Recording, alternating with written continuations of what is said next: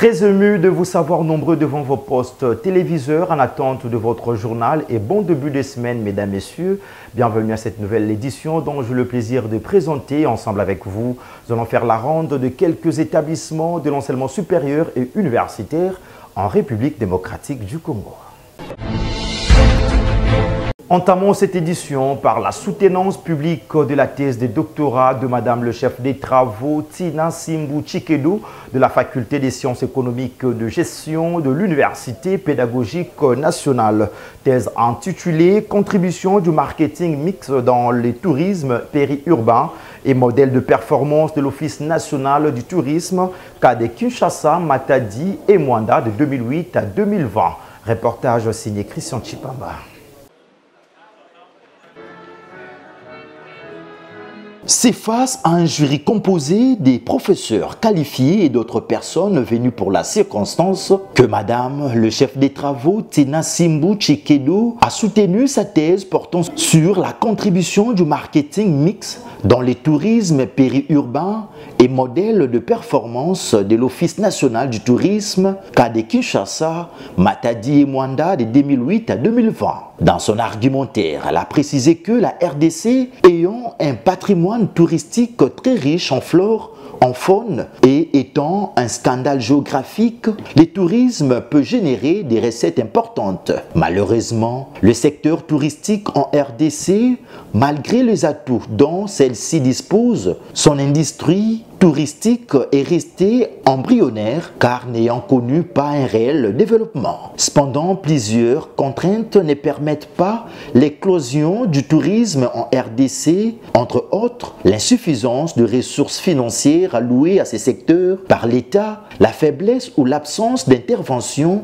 des institutions locales et étrangères, des financements dans le projet du secteur du tourisme, le faible niveau de promotion et de marketing touristique. Pourtant, plusieurs pays à travers le monde qui ont compris cet état de choses bénéficient largement des revenus du tourisme pour le bien-être de leurs populations respectives. Pour clore son exposé, le CT Tina Simbu a laissé entendre qu'étant une richesse, le tourisme doit être mis à la portée de tous, surtout ceux à revenus faibles. L'application du nouveau plan directeur pour la réforme doit être appliquée à la lettre afin d'astreindre les gestionnaires à une obligation de résultat au sein de l'Office national du tourisme. Après évaluation et la délibération du jury à huis clos, l'impétrante a été proclamée docteur à thèse avec la mention grande distinction.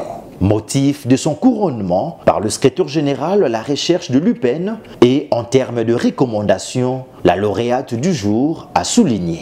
Nous demandons à l'Office national du tourisme de s'entourer des professionnels marketeurs afin que l'application des 4 P ou bien des 10 P ou 12 P que nous venons d'ajouter puisse être effectif. Le problème est que l'Office national du tourisme a beaucoup de potentialités, mais ces potentialités-là ne sont pas exploitées, faute des moyens ainsi que des budgets modiques que l'État alloue à cette institution.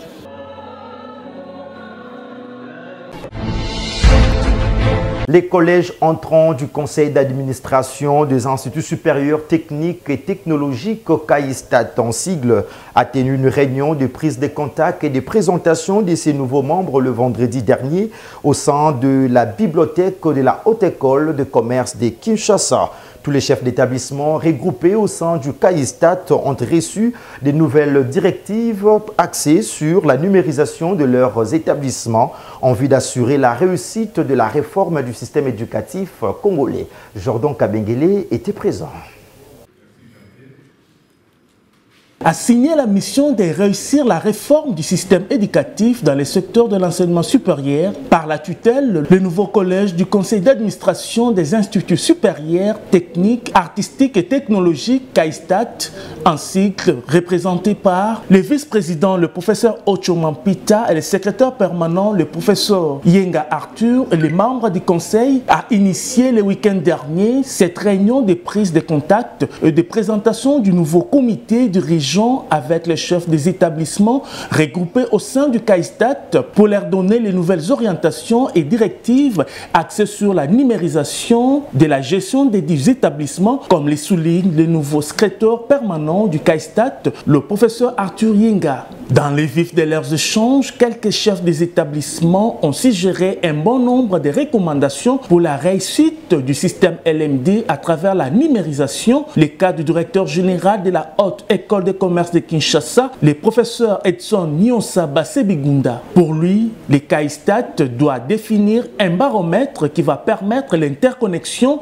de tous les établissements à son serveur central pour barrer la route à toute forme des antivaleurs. Ça fait mal de voir les élèves, quelqu'un qui a 40 ans d'expérience comme professeur, mais il ne comprend pas que c'est rabaissant des grands gamins, une fillette de 19 ans, ça fait très mal. Donc on a besoin d'un ton fort de votre côté pour définir un baromètre au niveau du CAISTAT de l'Observatoire. Mettez des techniciens qui passent dans nos campus pour poser des petites questions dans les auditoires. Est-ce que combien d'enseignants vendent encore les syllabus? Combien encore demandent l'argent? Vous aurez les données qui vont vous remonter sans passer par nous. Et si vous venez dans mon bureau, vous trouverez que tout est clair. Donc, essayez de nous mettre sous la pression aussi pour remonter l'information, trianguler les sources de collecte de données. Mettez une plateforme de signalement. Les sites du CAISTAT, s'il y en a pas, c'est urgent. Là où les étudiants peuvent signaler de manière anonyme en respectant la confidentialité s'il y a des problèmes. Comme ça, vous avez un baromètre. Par mois, vous savez qu'il y a eu 50 cas signalés à la haute école. Ici est de noter que l'amélioration des conditions socio-professionnelles, la régularisation des situations administratives des agents, la formation des agents et la vulgarisation des textes qui régissent le secteur, la sanction vis-à-vis des auteurs des antivaleurs et la numérisation pour une gestion transparente restent le seul canal pour réussir la réforme.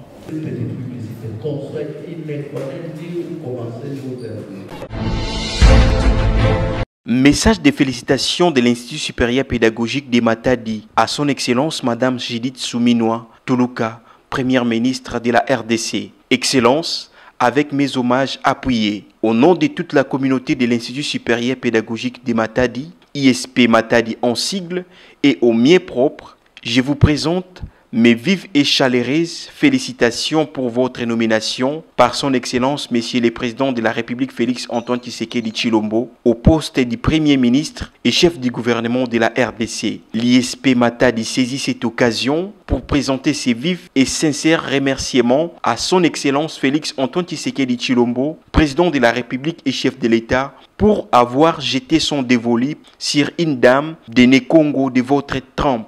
Une première fois dans l'histoire de notre pays et de la province chère à Papa Simo Kimbangu, Kimpa Vita, Joseph Kasavubu, Nzenza Landou, Thomas Kanza et bien d'autres. L'ISP Matadi vous rassure son soutien et son accompagnement tout au long de votre mandat à la tête du gouvernement de la République.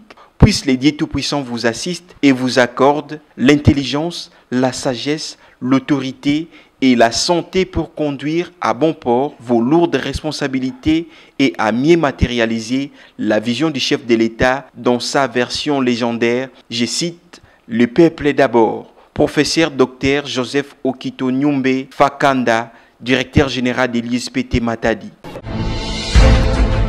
Clôture de la première édition du Salon du Livre et de la Culture Kimbanguiste. Cette activité organisée par les éditions Kimbanguiste a visé comme objectif de vulgariser les combats des Simo Kimbangu qui fait appel à la conscience africaine. C'était le week-end dernier au sein de l'Académie de Beaux-Arts de Kinshasa. Il est mentionné Elika Kiakou.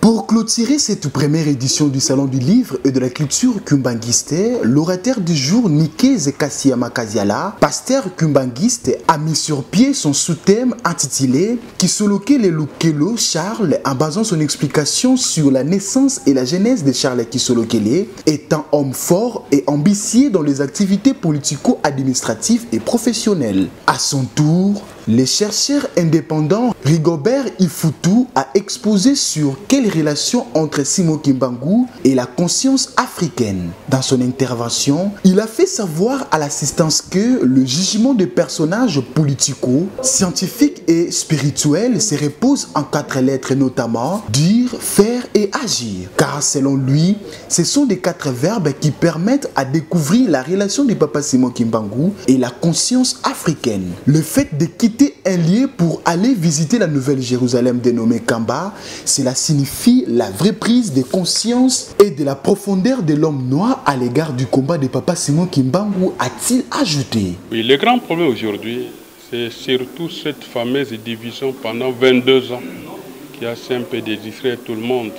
Et vous allez voir que même au niveau de publication, c'est la période la plus difficile où les gens ont publié du n'importe quoi. Vous voyez? Les gens publient du n'importe quoi, les gens disent du n'importe quoi, mais Papa Kisolokel, on vous l'a démontré. Et aujourd'hui, si la division il y a, c'est à cause de Papa Kisolokel. Ceux qui ne veulent pas l'unité, ils récusent certains enfants de Papa Kisolokel. Avec tout ce qu'il a fait, mais il y a le fils de leur papa, Papa Dialungana, qui eux disent que parmi les enfants de Papa Kisolokel, il y a ceux qui ne le sont pas. En vertu de quoi? Voilà maintenant. C'est-à-dire qu'il faut d'abord des mandats kimbanguistes et d'abord de s'améliorer. Que les gens qui sont auteurs de résolutions, qui ont divisé l'Église pendant 22 ans, aient d'abord le courage de demander pardon à Papa Kisolokel. Là, le pays aura la considération. Après le jet de questions-réponses, les représentants du ministre provincial de la Culture et Arts, Ndouakoulou Kiakanda Trésor, a déclaré close cette première édition du Salon du Livre et de la Culture kimbanguiste. Je regarde clos le Salon du Livre organisé par les éditions kimbanguistes et je vous remercie. Il est allé de noter que l'achat des livres et la photo des familles ont caractérisé la fin de ces assises de 2 jours organisées par les éditions kimbanguistes. Et le nouveau bureau de la commission électorale indépendante de la représentation des étudiants du Congo REC-en-sigle a tenu une réunion avec le président des étudiants de la ville-province de Kinshasa le week-end dernier en vue d'échanger sur les questions de l'heure. Et les mots signés Volongolo. Kandabaya Chance Trésor est le nouveau président de la commission électorale de la représentation des étudiants du Congo REC-en-sigle, nommé par les pouvoirs discrétionnaires de Yann Yemomene, conseiller principal du Conseil des sages de cette structure. Voilà qui justifie la tenue de cette réunion de prise de contact avec les comités directeurs de la REC et les présidents des étudiants de la ville-province de Kinshasa. Le nouveau promis a demandé aux présidents des étudiants qui ont les ambitions de postuler au bureau directeur de la REC de se préparer et a saisi l'occasion pour mobiliser les établissements de l'enseignement supérieur et universitaire de 26 provinces de la RDC d'accompagner les présidents des étudiants pour leur permettre de venir à Kinshasa dès que le calendrier sera publié. Vu les statuts de la représentation des étudiants du Congo, il a été question pour le conseiller principal de nommer une commission par son pouvoir discrétionnaire et cette dévolue a été jetée à notre personne que nous allons assumer avec bravoure et équité. En ce qui concerne cette année, la particularité des élections de cette année serait plus focalisée sur l'unité et sur la relève de l'élite congolaise. À cela, je lance l'appel à l'ensemble de présidents des étudiants et vice-présidents des étudiants sur toute l'étendue du territoire, de s'approprier, de s'enquérir de ce processus, afin d'atterrir aux élections et avoir un nouveau bureau au niveau national. Moutandaï, président de la REC, a par ailleurs motivé ses collègues de prendre au sérieux ces élections qui s'annoncent. Nous étions là avec les collègues coordonnateurs en fonction pour parler des élections et aussi de quelques activités que le Bureau national est en train d'organiser, bien sûr avec nos partenaires. Nous demandons à tout coordonnateur en fonction qui vit ici à Kinshasa de venir participer massivement à ces élections et nos collègues qui ont des ambitions de se préparer aussi pour postuler. Alors, si vous avez besoin du pouvoir, il faut venir y participer, avoir des conseils, des orientations pour ne pas gaspiller l'épée que vous avez. Après les échanges, cette rencontre s'est clôturée avec une photo des familles à la grande satisfaction de tous. Dans un autre chapitre, avant les examens de la mi-session, les étudiants de la faculté de médecine de l'université de Kinshasa, conduits par leur collègue Glody Mungba, ont procédé aux travaux d'assainissement de leur faculté le samedi dernier en vue de la rendre davantage propre et fréquentable. Les détails dans cet élément. C'est à 7 heures juste que l'étudiant Glody Mungba a lancé les travaux d'assainissement de tous les auditoires de leur faculté de médecine à l'université de Kinshasa sous la bénédiction des doyens de cette faculté, le professeur Dr Mbungu, pour réaliser la vision du recteur de l'université de Kinshasa. Comme vous le constatez, nous sommes habillés en tenue de travail. Aujourd'hui, c'est week-end, on a prévu une activité d'assainissement au sein de la faculté de médecine. C'est d'abord dans le but de permettre à nos camarades étudiants de passer les examens prévus ce lundi dans un environnement propice. Alors, étant étudiant à la faculté de médecine, nous sommes censés donner un bon exemple à nos camarades étudiants des autres facultés. Et pour soutenir la vision du comité de gestion, qui est l'UNIKIN propre, voilà pourquoi nous sommes engagés avec un projet pilote et éclairé, qui est la faculté de médecine Bopeto, qui vise à maintenir la faculté très propre. Cette initiative de Glody Mungba à la veille des examens de la mi-session, c'est pour permettre à lui et à ses collègues étudiants de passer leurs examens dans un environnement sain. Nous sommes à la fin de notre activité de ce week-end. Je suis très content et je remercie les autorités académiques, mais aussi les autorités des canals pour l'autorisation de nous avoir accordé afin de pratiquer cette séance d'assainissement. Et j'appelle à nos camarades étudiants à respecter les bons gestes qui vont permettre de garder les auditoires très propres. Oui, voilà, d'ailleurs c'était même le but de cette activité parce que les examens commencent dès ce lundi. Je crois que nos camarades étudiants vont passer les examens dans de bonnes conditions et un environnement propice. Voilà, il y a un adage qui dit un environnement mal assaini, c'est un environnement qui est exposé à beaucoup de maladies. Voilà pourquoi, étant futur médecin, nous sommes là pour donner les exemples, pour montrer à nos camarades étudiants des autres facultés que nous sommes futurs médecins et nous sommes engagés dans la propreté et dans les activités d'hygiène et d'assainissement. Glody Mungba est un modèle par excellence que la RDC peut compter dans la lutte contre l'insalubrité.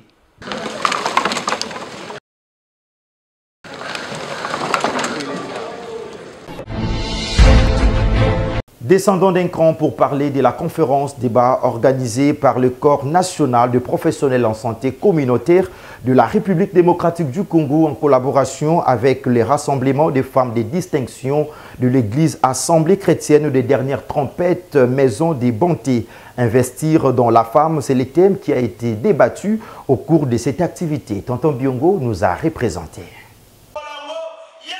Une courte prédication de la servante de Dieu Brigitte Massa a donné le go de cette conférence d'information et de sensibilisation organisée par le Corps national de professionnels en santé communautaire de la République démocratique du Congo en collaboration avec le rassemblement de femmes de distinction de l'Église Assemblée chrétienne des dernières trompettes Maison de bonté. Investir dans la femme, c'est le thème développé à cette rencontre. Dans son mot de circonstance, Madame Lydie Coco a expliqué aux femmes comment prévenir les maladies en parlant également du rôle, de la mission et des objectifs poursuivis par les CNPC.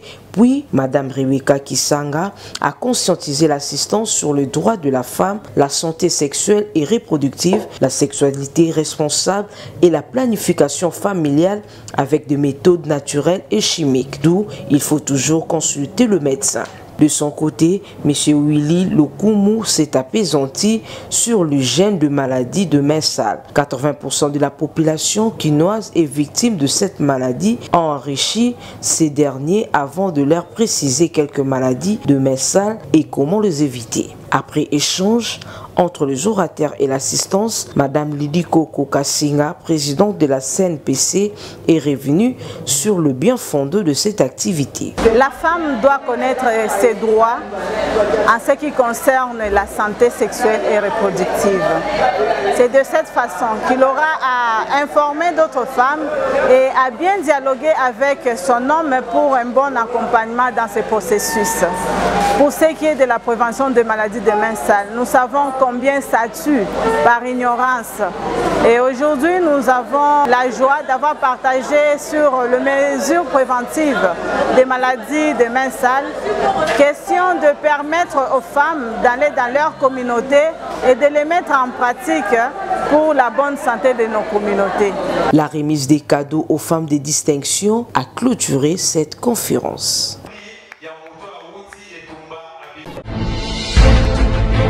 De son côté, la Fondation Azer a organisé la première édition de la journée porte ouverte dénommée Isha Event 2024 avec comme thème « Investir sur la femme ». L'objectif était d'inviter les femmes à entreprendre en vue d'assurer leur développement intégral et celui de la République démocratique du Congo. Encore une fois, Tonton Biongo pour le reportage.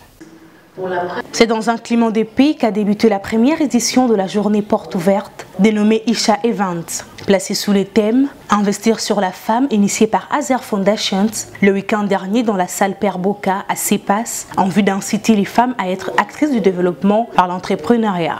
D'entrée de jeu, Mme Zaouma Eliane a passé en revue l'histoire de l'émancipation de la femme tout en invoquant que la femme ne doit pas être réduite au second plan car elle a le droit de rêver. Et pour ce faire, elle doit travailler dur pour arracher sa parité. D'une prise de parole à une autre, Achakanga Kolo a jeté un regard sur la femme face aux valeurs bibliques. Elle a dans son allocution invité les femmes à craindre l'Éternel Dieu. De son côté, Mme Jolie s'est apaisantie sur comment Dieu voit la femme tout en enchérissant sur l'importance de la femme dans la société. Et pour Christelle Moukando, les violences faites à la femme créent des blessures internes pour ne citer les violences physiques, psychologiques et l'harcèlement sexuel. Poursuivant, elle a recommandé à la femme de prendre conscience et reconnaître ses blessures et demander de l'aide à Dieu. Quant à Mme Nzuzi Tatiana, il faut investir dans la femme du point de vue éducation. Et pour y arriver, elle a demandé à la femme de s'éduquer financièrement et s'investir sur soi-même. À cette occasion, Mme Eliezer Mvumbi, cofondatrice des Azer Foundation, a célébré la valeur de la femme tout en brossant les objectifs de la journée en ces termes. Azer Foundation veut accompagner les entrepreneurs en général, ça c'est pour Azer. Hommes et femmes, ça ne dérange pas. Et Isha, c'est spécialement l'entrepreneuriat féminin. Nous œuvrons dans ça et nous appelons toutes ces femmes-là qui sont dans l'agroalimentaire parce que c'est le secteur qui nous intéresse pour le moment. Dans les années qui viennent, nous allons élargir bien sûr, mais pour l'instant, nous avons besoin de ces femmes qui œuvrent déjà dans l'agroalimentaire, de venir auprès de nous en sorte qu'ensemble nous puissions former une synergie et être forte dans le marché. Je suis satisfaite de voir qu'on a interagi avec les participants et c'était intéressant. Nous sommes là, nous vous attendons. Sachez que Isha veut œuvrer pour le bien de la femme, pour l'entrepreneuriat féminin. Nous voulons ensemble faire quelque chose de bon. J'aime trop en parler, c'est la réalité. Il y a les caves qui arrivent, j'insiste. En 2030, nous aurons un grand problème au pays. Beaucoup de nos articles ne seront pas compétitifs parce que beaucoup nous sommes dans l'informel. Du coup, ça sera impossible pour vous d'aller vendre dans un autre pays. Donc du coup c'est maintenant. Nous devons travailler maintenant, nous devons nous formaliser. Si votre entreprise n'est pas encore formelle, partez auprès des guichets uniques faire quelque chose par rapport à votre entreprise. Et si vous souhaitez bien sûr, notre portes sont ouvertes pour pouvoir travailler ensemble. Il s'est de noter que cette première édition de Isha Event 2024 s'est clôturée par la remise du chéquier à JL Fashion et Sky Juice pour accompagner leurs activités, suivi d'un cocktail à la satisfaction de tous.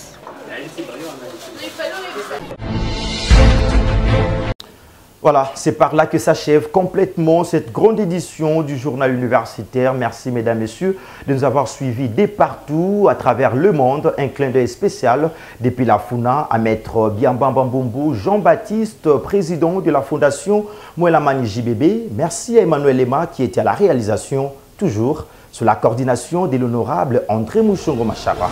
Retrouvons-nous très prochainement, encore une fois, bon début de semaine.